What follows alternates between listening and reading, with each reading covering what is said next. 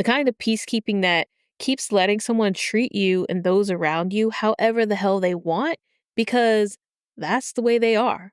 While you have to put on a kind, forced smile and act as if everything is just peachy keen. The kind of peacekeeping where things that deeply need to be discussed keep getting swept under the rug no matter how big that pile of dirt gets and nothing ever changes. Y'all, that's not peace. It's punishment. There is a razor thin line between keeping the peace and losing your damn mind. Welcome to A Life Differently, a space for deep, real, and also fun conversations about life beyond the status quo. I'm Ronnie Hill, a mindset and manifestation life coach, and I know what it's like to feel like you're not doing life the quote-unquote right way. But what if there is no right way? What if the life you actually want is possible? If you're willing to question what you've been told. That's what this podcast is about. Breaking free from expectations, trusting yourself, and creating a life that's yours. Together, we'll explore how to unlearn limitations, tap into our power, and create a life that actually feels good, not just one that looks good on paper. If you've ever felt like you were meant for more but didn't know where to start, you're not alone. Let's figure it out together. Hello, and welcome to another episode of A Life Differently. Today's episode is going to be one of those let's talk about it episodes. This is going to be more ranty, more venty, a little more cursy, if that bothers you. Giving you the heads up so you know now. Today's episode is a let's talk about it one. That means we're a little less structured, a little less polished, a little more cursy, a little more unapologetic here. This one was really needed for me. Let me just say it, we don't talk enough about how keeping the peace quietly destroys your inner world. I mean, the kind of peacekeeping that makes you go home and replay a conversation 57 times, wishing you'd said anything else or anything at all. The kind of peacekeeping that keeps letting someone treat you and those around you however the hell they want because that's the way they are. While you have to put on a kind, forced smile and act as if everything is just peachy keen. The kind of peacekeeping where things that deeply need to be discussed keep getting swept under the rug, no matter how big that pile of dirt gets, and nothing ever changes. Y'all, that's not peace. It's punishment for every single person involved. There is a razor thin line between keeping the peace and losing your damn mind. So this episode is for anyone who's ever bit their tongue so hard it left scars, for the ones who smile to keep things smooth, who stay quiet to avoid the drama, and who are praised for being quote-unquote mature while they're falling apart on the inside. Y'all, today we're diving into the moments where silence isn't noble, it's survival. And why? Why is it survival? Why are we in survival mode around people who are supposed to care about us, right? And why, if you're not careful, peacekeeping can start to look a lot like self-erasure. So if you've ever walked away from a moment and thought, why didn't I say something? Why didn't I say something different? I hope this one resonates for you. I want to talk about the tension we feel when we want to speak up, but hesitate for many different reasons. Maybe we don't want to come off as too much. We don't want to come off as nagging, complaining, petty, bitter, ungrateful. Also, maybe we're just scared, right? We're scared that in speaking up, the reaction that we're going to get from saying something is going to be 10 times worse than what we're already experiencing. Most oftentimes than not, we'd rather stay in a familiar hell than take a chance on an unfamiliar heaven. We'd rather stay in the discomfort of the shit that we know than possibly risk getting some worse shit or actually better shit. And what makes this really interesting is that it just shows us that keeping the peace, people pleasing, it's really a sneaky form of control. We often look at and think of control as this really negative thing that only bad people do. But kind-hearted folks do it too. Kind-hearted folks who are scared of getting hurt. We're all almost always trying to control what we know to keep ourselves safe in some way. And it shows up in a plethora of ways. In today's episode, I'm going to share a story with you that probably shed some light on that very thing. But no matter what, when we look at peacekeeping and we realize and we acknowledge that it is also a form of control, we realize that we're doing the same thing that someone else is doing who may be doing it from what we consider more of a negative standpoint. We're trying to manage how others see us. We're trying to avoid conflict. We're trying to keep the vibe smooth. We're trying to keep things status quo, or we're trying to prevent someone else's disappointment, all by sacrificing ourselves. We're not just being nice, we're curating comfort for them. And sometimes for our own fear of being seen as difficult or emotional or any of the other things I've just named. But in trying to control everyone else's reactions, in trying to keep the peace, we end up completely out of control of our own truth, our own needs, and our own peace. So let me tell you what happened that brought me to this. And I really, really went back and forth on if I even wanted to share this, but I'm going to share it. Not because the person in the story deserves airtime, but because this experience to me is a very clear, perfect example of the emotional gymnastics we go through just to keep the peace, especially in family dynamics. So I recently went to my little sister's softball game. And keep in mind, I have multiple siblings, so you may hear me say sister, sister, sister, and I'm talking about multiple people. I'll try to keep it clear. But there were a lot of people here at this game. I was there, my dad, my sister, Ashley was there, her kids, and my dad's wife, her sisters, her aunt, a few other people were there, right?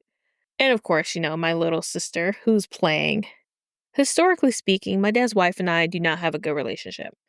I could say all kinds of things, but I choose not to.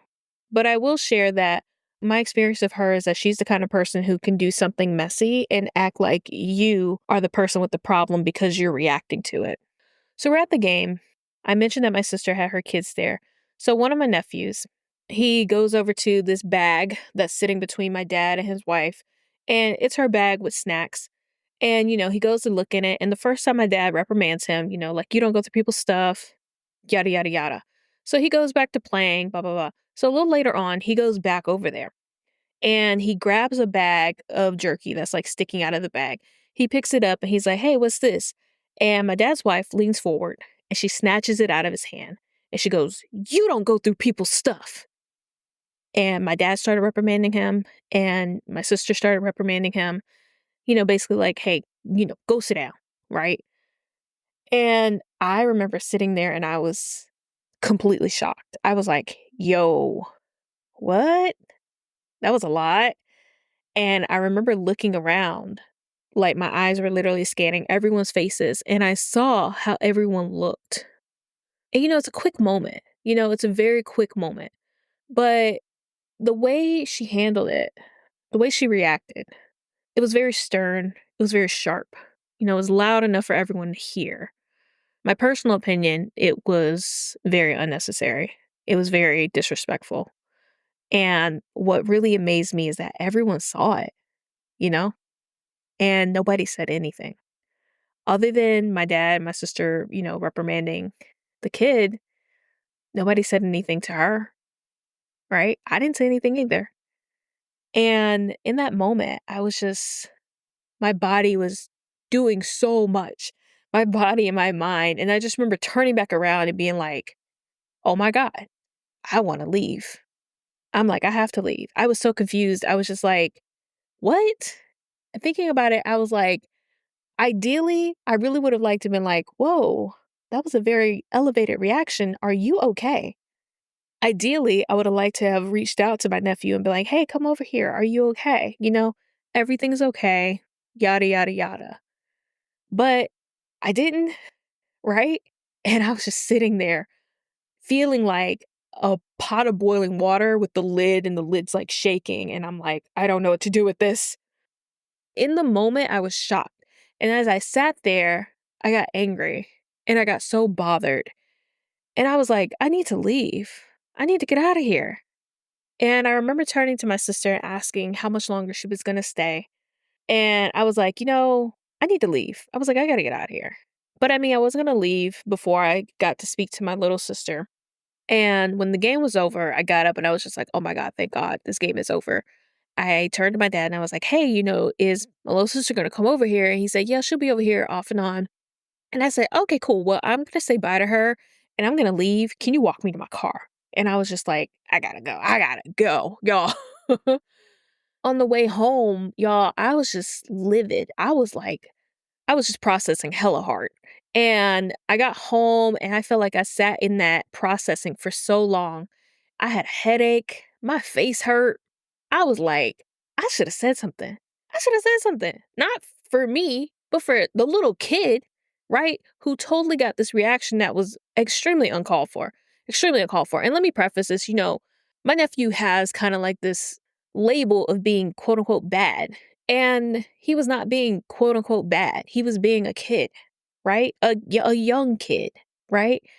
And I'm like, this is crazy. And the thing is that I'm telling you this, and for you, this may be an isolated incident.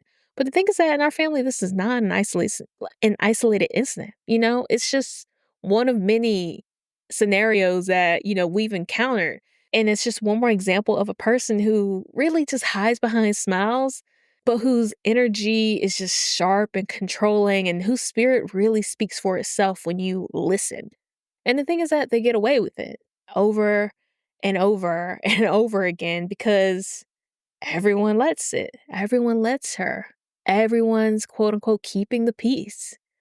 And honestly, after that experience, I realized that I was just done. And I was even questioning myself. I didn't even declare it. I was like, should this be the moment when I'm done? Because my thing is this: when I say I'm done, I mean it. I mean that I'm done. There's no going back.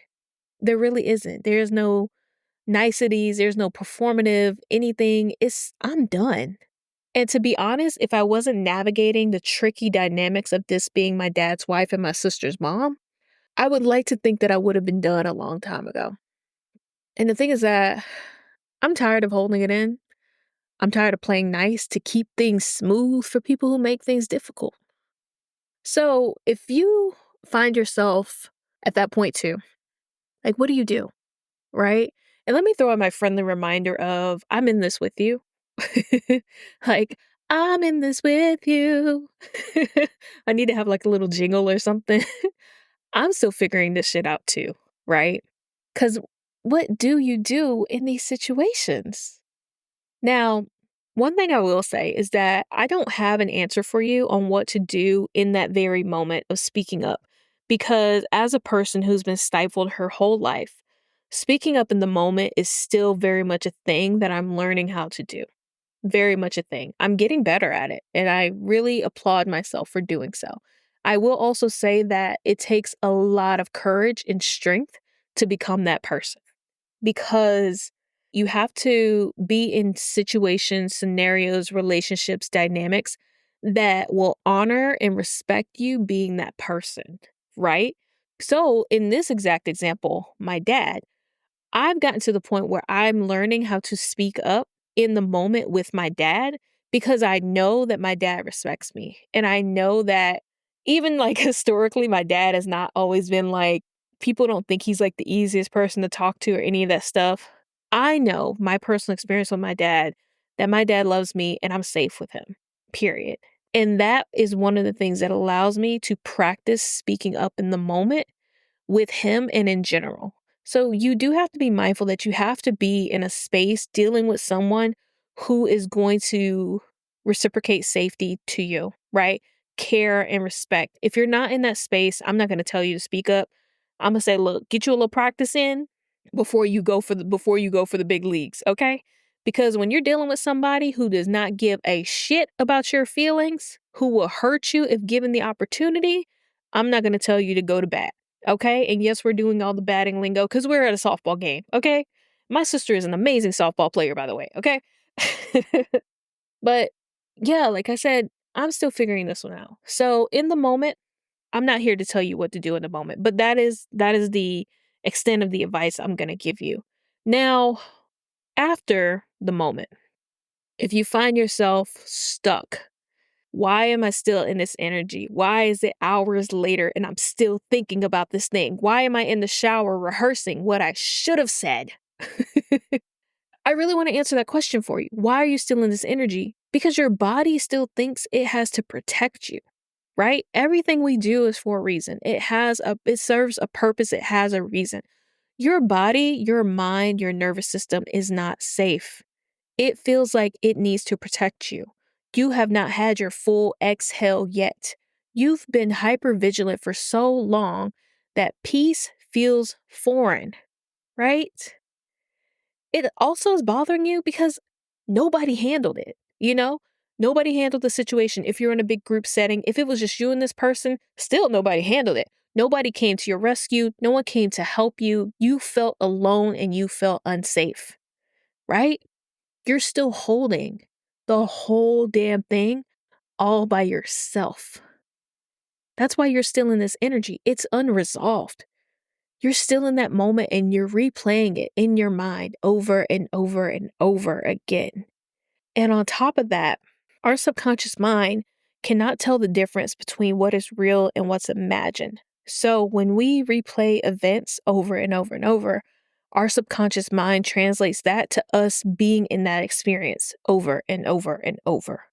It needs resolution. It needs closure. It needs something. And the thing is that you have to be able to figure out what you need, right? You're holding this whole thing, but you don't have to keep carrying it. And that may be way easier said than done. But you can keep the truth of the situation and lay down the tension. You can hold your clarity and release the heat. So maybe in the moment after, try to do a physical release. One of my favorite ways to do this to allow emotions and experiences to move through my body is to literally move my body. I usually shake it out. Y'all, I'm like, if you ever see me by myself and I just be shaking, I'm fine. I promise you I'm fine. I'm fine. I'm just like shaking it, shaking it, shaking it out. But literally, like if you, and you may not be at that point yet, but for me, if I just take a couple deep breaths, my body will immediately start to tremor in like some parts. And that is a way of processing, and I allow it to do so. Now, if you're not there, you can put on like a high energy song, put on like a rage song, something that will denote release, something that's going to get you up and dancing and shaking your body like a white girl. No shame to the white girls, but you know how white girls just get up and they just move their body and they just throw themselves around? Do it. Do it. Shake it out. Like shake that shit out, you know? And if you're Christian, you know, what's the song? Shake the devil off. Do that one. Cause that's exactly what you need to do. You need to shake it off. Okay. Like do something to allow that energy to move through your body. We can also do something that's a little more calming, or this can come after this release, but you can place that energy somewhere sacred. You can light a candle. You can write that person's name on a piece of paper and burn it. So this can represent like, you know, an actual mental release. Write down what you're feeling, write down all the things you need to release from this situation. Fold it, bury it in the dirt, burn it. Let your intuition, let your spirit hold it so that you don't have to anymore. Literally, from a Christian's perspective, give it to God. It's the same concept, just different words. I promise you. The other thing you can do, ask your nervous system what it needs to feel safe. What do you need right now to feel safe? Do you need a hug? Do you need some water? Do you need to scream? Because y'all, when I tell you I screamed, I screamed. I scrimped that scream. I scrumped. Do you need to look at some water? Do you need to ground yourself in nature? Do you need a hot shower, a walk? Do you need to call somebody and vent about it? Honor that, because whatever is coming up for you, I'm just honor it. It can be messy. It can be all over the place. Take some deep breaths and honor it, because the thing is that your body and your mind and your spirit needs to release this thing. You know, you need to do whatever you can to literally release and let this go. Because the thing is this, I know that if you're going through something like this is not a one-off thing. This is something that you have experienced time after time after time after time again in many different masks and disguises. You've experienced something like this in so many different ways. There's nothing new about this other than the package that it came wrapped up in, right? So allow yourself to let it go. And letting something go definitely doesn't mean letting yourself go with it, right? Because we're not doing that. That's what we're talking about, this whole peacekeeping versus losing your mind. No. We want to let it go in the peacekeeping aspect, but we actually want to honor and prioritize our peace.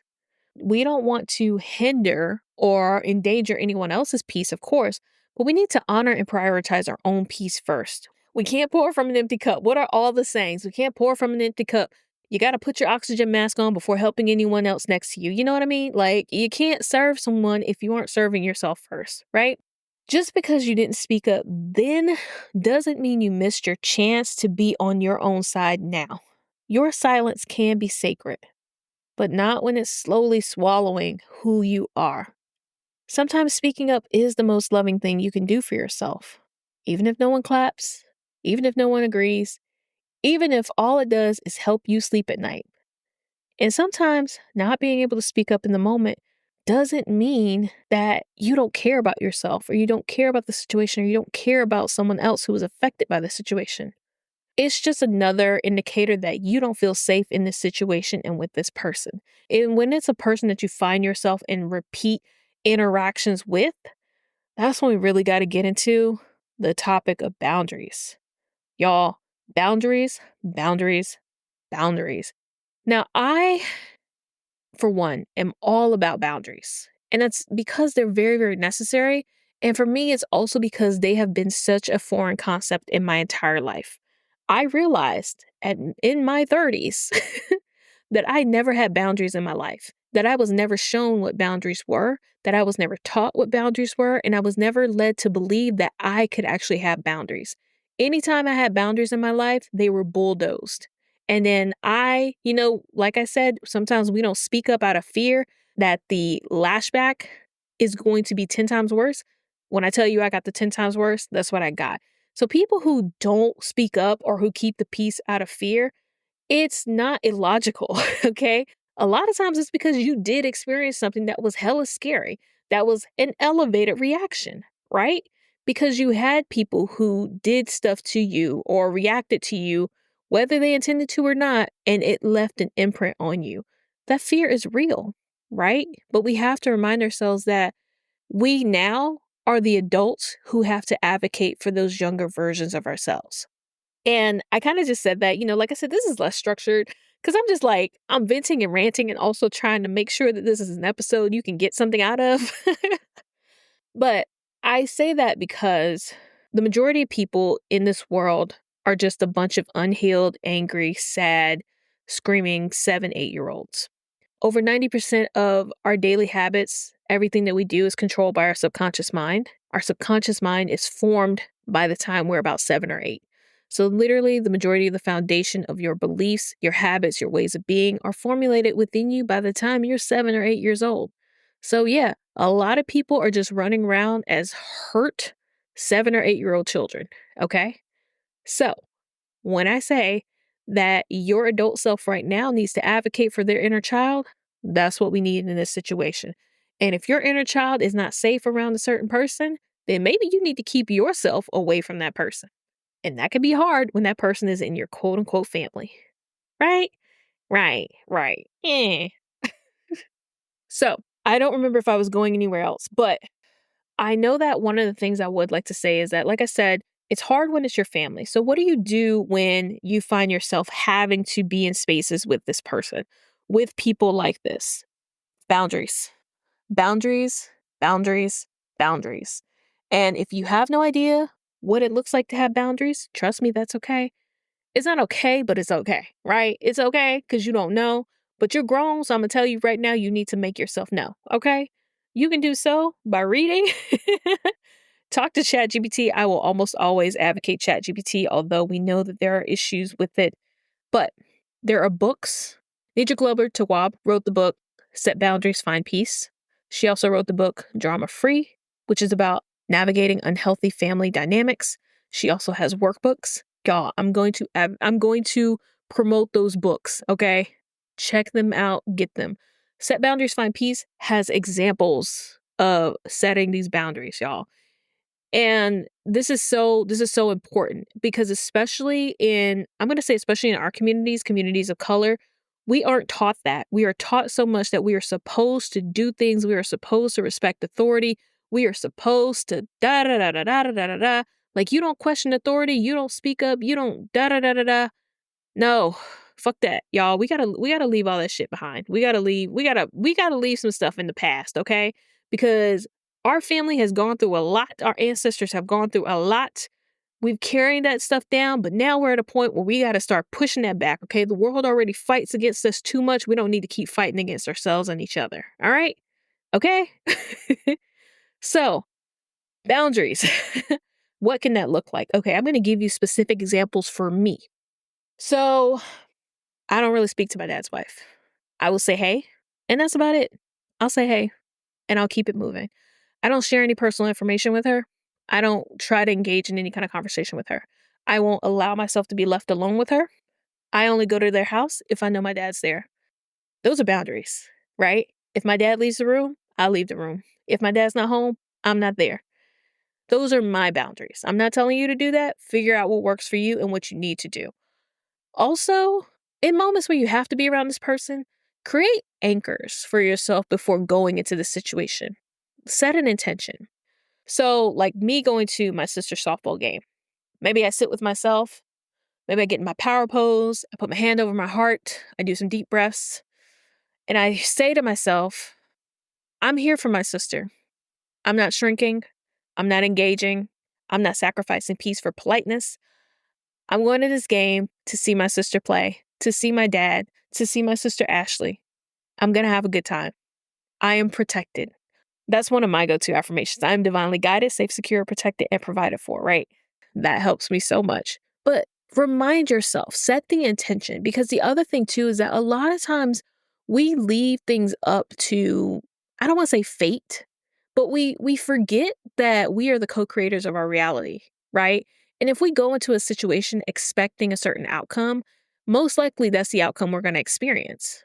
So if that's the case, why not expect a better outcome? Why not try? At least try. Try it out. Like people who expect misery and woe, they get misery and woe. And sometimes, yes, we might expect better and we might not get better. But I just don't want you to let that make you give up on hoping for better, right? We don't need to be miserable. We don't need to be angry and petty and sad. Like we can do better if you want better, right? So, one of the other things I had to work on after this situation was how I wanted to respond to the situation. Because the situation was over. And I'm like, there's really no response because you're not in the moment. You don't get to speak up anymore. It's not like you could just pause the situation and think about what you wanted to say. It was over. But it wasn't over because it's still like grinding my gears. It's still bothering me. And I'm like, what do I do? And y'all, I'm going to be extremely honest with you. I want it to be what I consider so petty. I want it to be petty because I'm not a petty person. I want it to be taken out of my frequency, my vibration, my level of where I'm willing to operate. And I want it to be brought down. I was like, no, I want to be that person. I want to be the person who goes on Facebook and writes a very long-winded post about you right now. That's what I wanted to do, right? That's what I wanted to do. And on top of that, I didn't want to just write a post. Y'all, I wanted to write a diss track. I wanted to go bar for bar a la Kendrick Lamar. I wanted to go in on that shit. Because in this situation, I felt like Kendrick Lamar dealing with Drake and his petty ass bullshit, right? That's how I felt. I'm being extremely honest with you guys right now. That's what I wanted to do. And I was like, that's not me. But I also wanted to honor who I am, who I was in the moment, what I was feeling. But I was like, that's not me. And I was very lit up by it. So let me tell you this. I did write, okay? And don't play with me because your girl can write, all right? That's just a side of me. That's just a side of me people don't know. Maybe one day if you get close enough, you can experience that. But your girl can write. Your girl can flow, okay? I was like, is this really what I want to do? And in the moment, yeah, I did. I really did. And I really had to challenge myself to sleep on it. I had to challenge myself to sleep on it, which that was a difficult challenge, y'all. This is just how difficult sometimes it is to be me. Like I operate in this duality where I want to be angry and petty, but then also I'm trying to be understanding. I had to sit down with myself and I had to figure out, I had to check my intention. Where am I coming from and why? Yes, I could say why. I'm like, well, first of all, this person does some nasty shit. And when they do nasty shit to people I care about, especially children, I have no sympathy or grace or understanding for them at all. And yes, maybe you judging me because I'm mad at somebody for snatching a bag of snacks out of some kid's hand, whatever. Because let me tell you this, if it was your child, you probably would have went off. If it was your child, you probably would have been pissed. It probably would have been cops at that game. Okay. Excuse me for judging you on what you might be thinking. That's my insecurities talking. I really had to check my intention. I had to figure out where was I coming from. And I had to ask myself, do I want to speak up to defend myself or to create a shift? There's nothing wrong with defending yourself. I'm asking myself, where am I coming from? Because in this situation, I could defend myself, but I could defend myself by saying, what the hell ever. It might not even be aligned. It might not be intentional, blah, blah, blah, blah, blah. Or do I want to create a shift? Do I want to create a shift in this dynamic? Do I want to make actual change here? When I really was checking my intention, I was like, no, this is my way of wanting to speak up and I don't want to be quiet anymore. Because I was like, Facebook is where people pay attention to all the petty bullshit. And I was like, I feel like Facebook would be a good platform. But I let myself sleep on it. Because like I said, that's not me. Another question I had to ask myself was, if this person never changes, what version of me do I want to be in their presence? Now, let me tell you, I'm rolling my eyes at myself here because the Let's Talk About It episodes, I'm not here to give y'all tips. But simultaneously, like I said, I operate in duality. This is me. This is me. You're going to get the person who is like, no, bleep, bleep, bleep, bleep, bleep. But then also like, okay, cool. Let's analyze that, all right? Let's see where that's really coming from. That's what you get over here. Another question I asked was, what protects my access to my sister and protects my integrity? Because that's another very important aspect to this specific dynamic. I have not always had a close relationship with my sister. I'm not really close with my sister, and I'm working on it. But in this situation, given her age, I understand that access to her involves most likely access to her mother, right?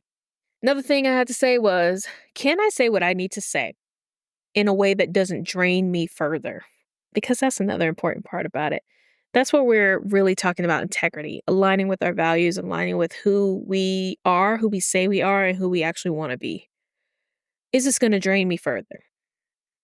Right? So that's the coaching side of me that's going to give you guys some like helpful tips. The other side of me, and also same coach, because we're all in one. If you need to, write the diss track. Okay? Go bar for bar. Go as if you're about to release the next hottest Grammy winning song and never post it. Or do. Or record a podcast and share it there. That's not a teaser because I'm not sharing it here. I'm going to keep it for myself. But I think the thing is that no matter what, we have to work to stay true to who we are, even in these difficult dynamics and situations. And if need be, don't be afraid to step into uncharted territory and honor your inner petty because sometimes we just need to do it. Honor your sacred rage when you need to. Honor your release. Because what we're not going to do is move like someone whose life we don't want to imitate. What we're not going to do is allow someone who's extremely miserable in their own lives to make us question ourselves, our worth, and our mental sanity.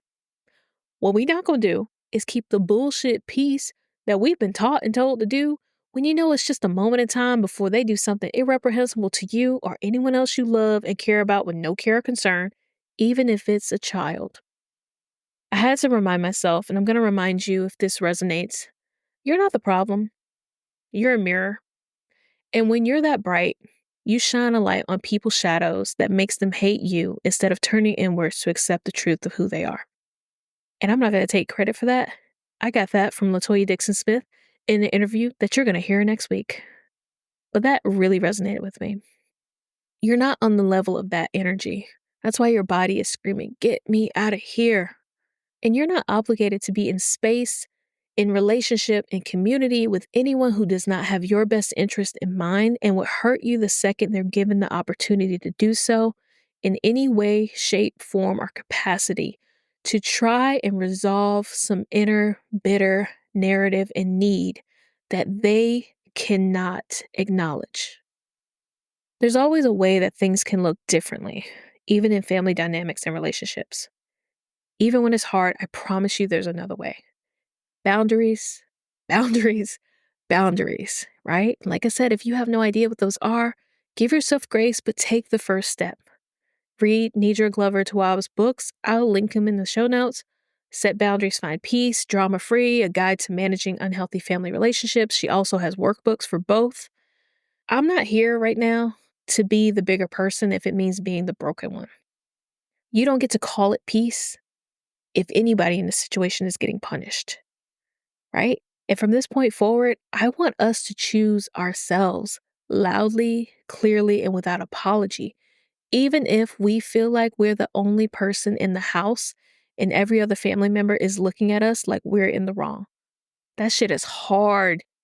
But listen, your peace and your sanity and your well-being are so worth that difficulty. I promise you. So before we go, I would like to end with a petty prayer. Let's join hands. Let's bow our heads. Let's close our eyes. Clutch our crystals, our pearls, whatever you like, as we enter into this holy and highly irritated space. Dear God, Spirit, ancestors, Beyonce, if you're free, let us now enter into a moment of petty reverence for all the unbothered ones who've had to survive a family function in the presence of the passive-aggressive. This prayer goes out to the soul who snatches beef jerky out of a child's hand, not because they care about snacks, but because they needed to feel important in a moment where no one was paying attention to them. Lord, we lift up those who confuse control with character, who raise their voices to feel tall, who believe performance is personality and that's just how I am is an acceptable response to bad behavior. We pray for the ones who can't rest unless they're making someone else feel small, especially the ones still mad at children for not validating them like the adults never did. And Lord, for those sitting silently next to them pretending not to see a damn thing, allow them to blink twice if they need help. Lord, I know I've said I'm fine when I wasn't. I've said hi when I meant fuck you. I've smiled when I wanted to do a throat punch. I've been the bigger person so many times, I should have gotten a growth spurt by now. But you see it. You see it. The one with the fake grace, the passive-aggressive claps, the energy of a crusty high school mean girl who never evolved. I ask not for revenge. I simply ask that every fake smile crack in public, that every petty comment boomerang with stunning accuracy, and that her phone autocorrects healing to humble thyself. I ask that every person and child she's disrespected grows up protected, powerful, and completely unavailable for her fake-ass praise. I ask that you whisper to me, "Don't do it, girl," when I'm 2 seconds from taking off earrings in the bleachers. And if I do go off, I ask that my edges remain intact and my ancestors clap when I'm done. May our selective vision become clarity. May our tolerance for toxicity become accountability. May our lips part not just to gossip, but to speak up. And finally, may the petty find peace, but only after they've returned every ounce of energy they stole with their fake smiles and unchecked shade. And so I speak this into existence. I can protect my peace without performing. I can hold my power without holding my tongue. I am not the villain. I am the boundary. I don't need to be liked. I need to be liked. Amen. Ashe. And so the bleachers be blessed.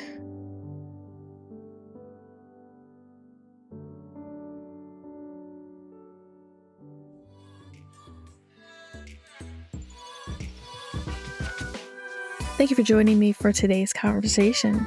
If you found something meaningful here, I'd love for you to share it. Subscribe to the show. Leave a review. It all helps the podcast. I'd love for you to share it with me as well. You can find me on Instagram at A Life Differently. And until next time, keep trusting yourself, honoring your path, and taking up space in this life because you deserve to.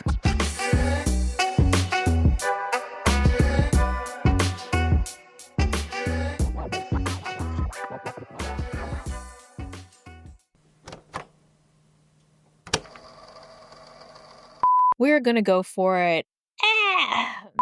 That the Nidra Glover Tawwab, I think. Oh my gosh.